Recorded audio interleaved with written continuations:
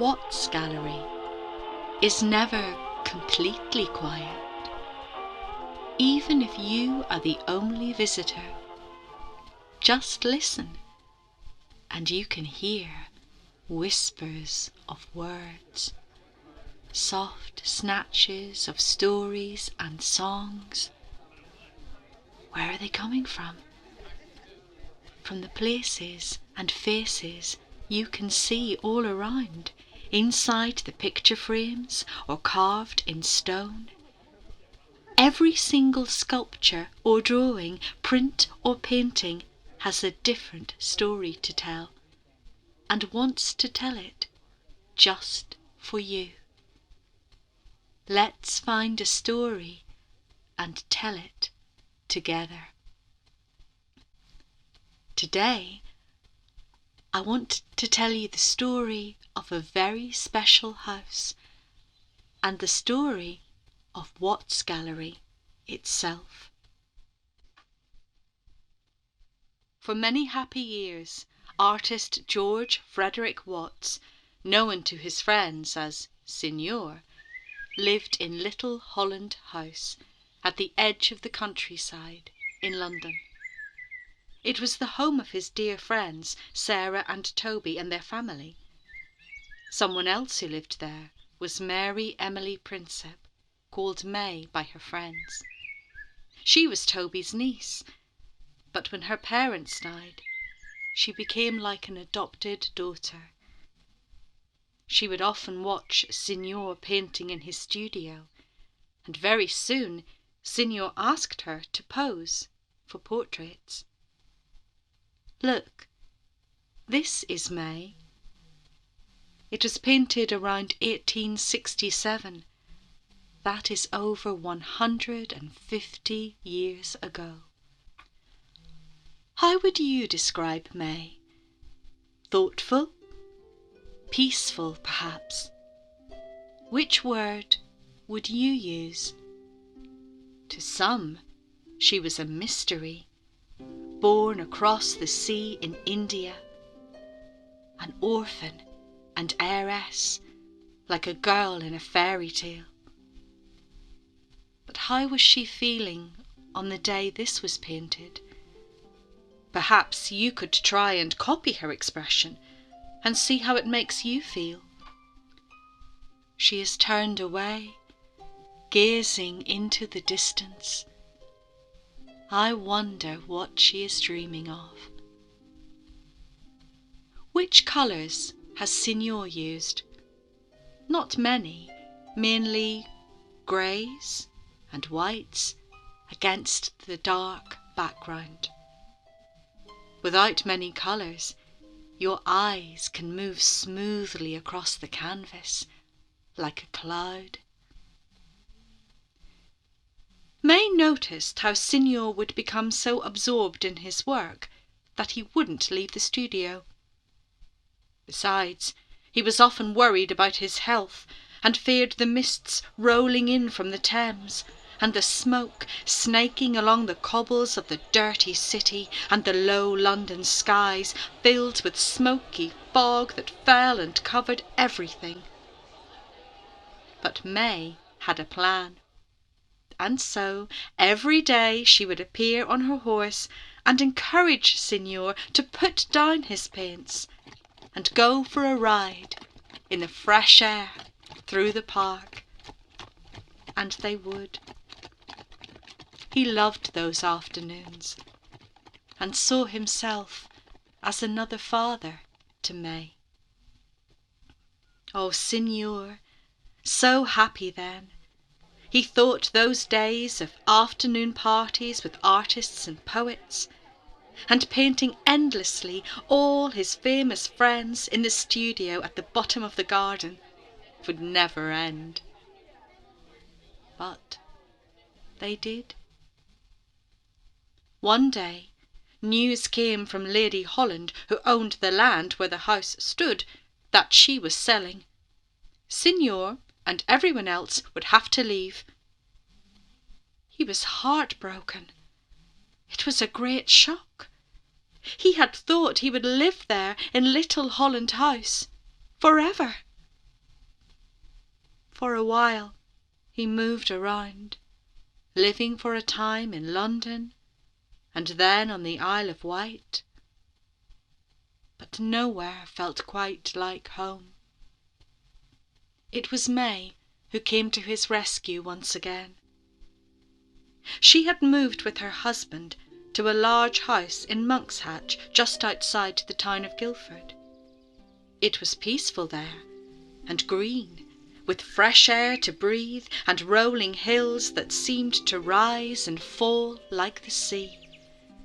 And Signor and his wife Mary loved to visit. Signor would take over the living room and set up canvases and brushes because he had to paint. And through the long winter months he seemed happier and stronger than ever. The Surrey climate clearly suited him. May said, "Signor, why don't you and Mary find somewhere to live nearby and spend the winters far from foggy London?" And May's husband found the very place to build a house just perfect for the artists at nearby Compton. It was set in the cool green of a wood upon a sandy knoll, amidst the dark green boughs of the tall Scotch firs. The hills and grassy lanes shone blue and golden in the spring, with bluebells and primroses, and purple with heather as autumn came. And there nightingales would sing. Listen.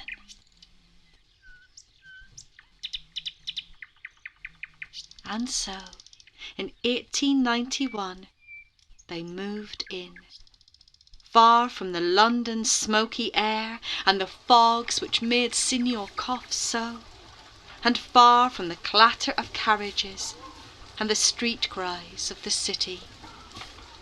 George Frederick Watts and Mary Watts called their special home Limner's Lease.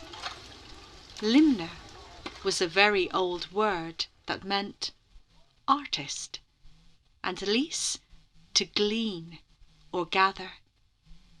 Mary wrote that she hoped they would glean golden years in this our new home.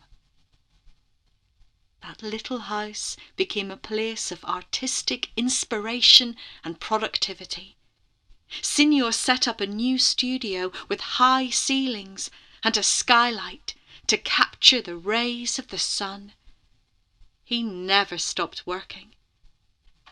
In fact, when he was 85, Signor said he was beginning to know how to paint.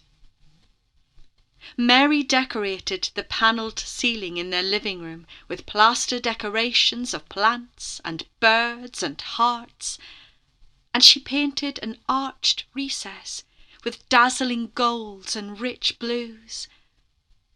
And it was there, in that safe and quiet space, she would tell Signor bedtime stories every night.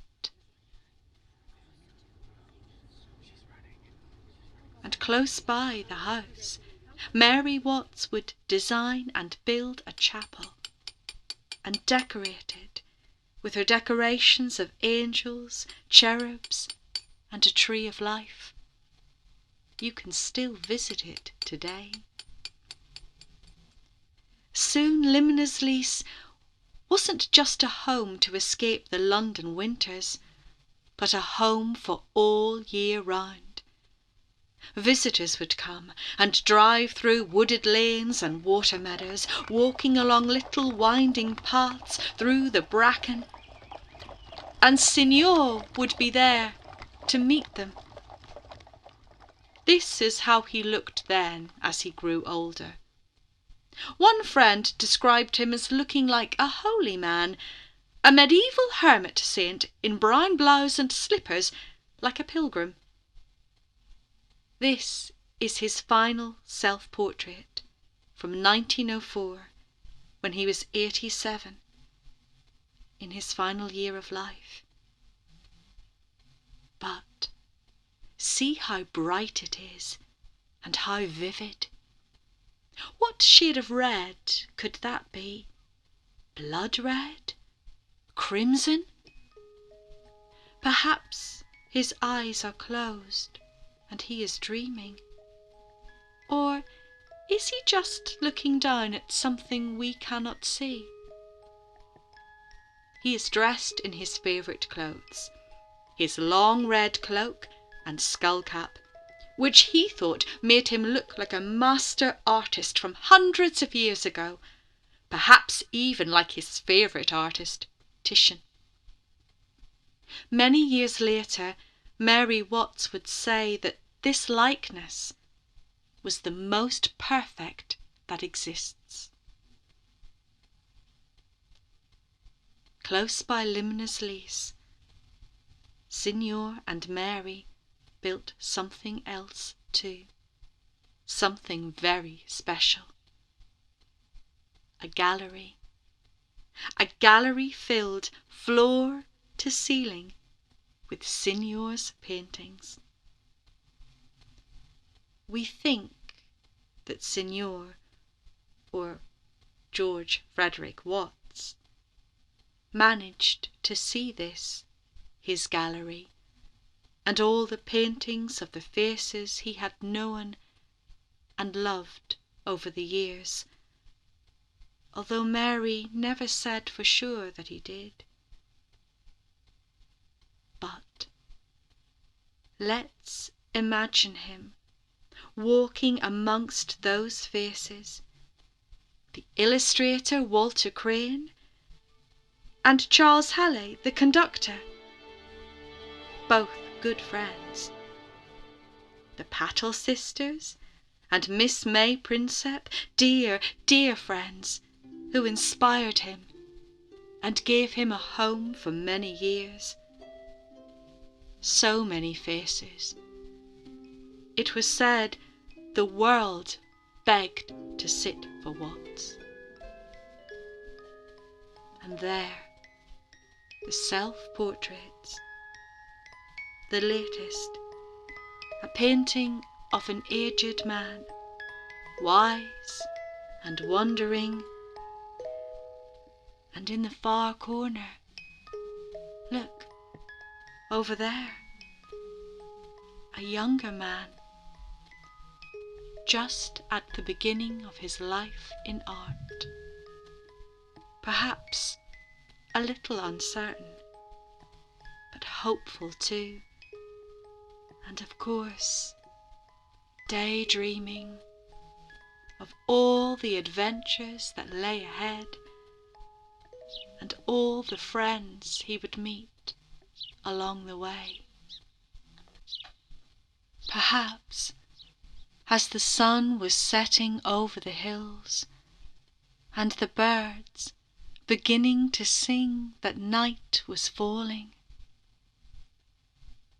perhaps this was the painting at which Signor stopped and smiled, remembering, before turning to his beloved wife Mary and saying, "The light is fading, it is time to go." And hand in hand they left the gallery, the moon keeping watch as they headed home, back to Limna's Lease for one last bedtime story.